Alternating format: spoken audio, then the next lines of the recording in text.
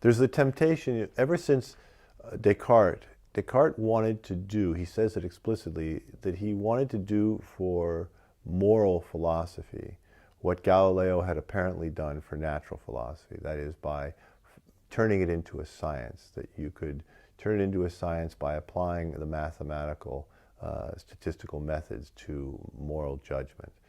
And that temptation, it's a returning eternal, almost an eternal temptation. You find it in forms of Platonism, of trying to turn moral judgment into a speculative judgment.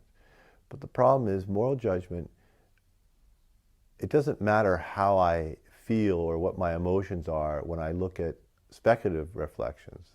2 + 2 = 4, no matter how I feel about it. Even if I would like the numbers to come out differently at tax time, the numbers come out the way they come out, no matter how I feel about it.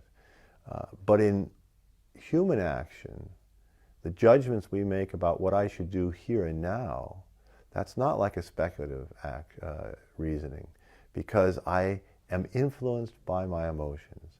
Things appear to me according to my loves. So if I love certain things, that's going to shape how I act and how I arrive at a judgment that this is what I should do.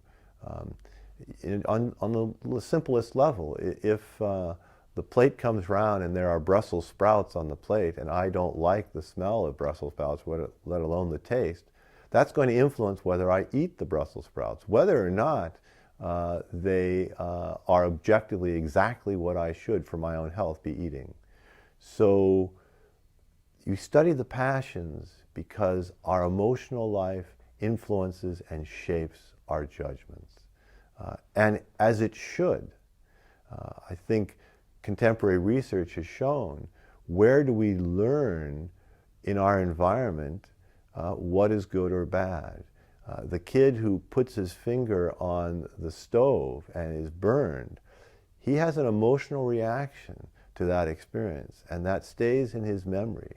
And that actually helps the kid not put his finger on the hot stove again.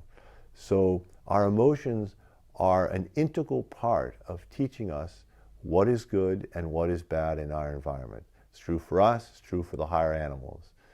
Our emotional life, what's called emotional memory, is the storehouse of experience with regard to what is good or bad in our environment. Now, we can respond well or poorly to that. I can have a disordered love for certain things in my environment that actually ends up being destructive of my deeper goals. And so the study of the passions helps us understand the type of emotional life we should have in order to judge correctly about what is truly good for us here and now.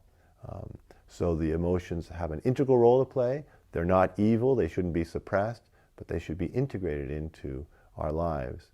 And it's the study of those, therefore, that helps us understand better moral judgment itself, what it means to know and love the moral good, as what the Greeks described as the kalos, the morally beautiful act that should be done in the kairos, the critical present moment.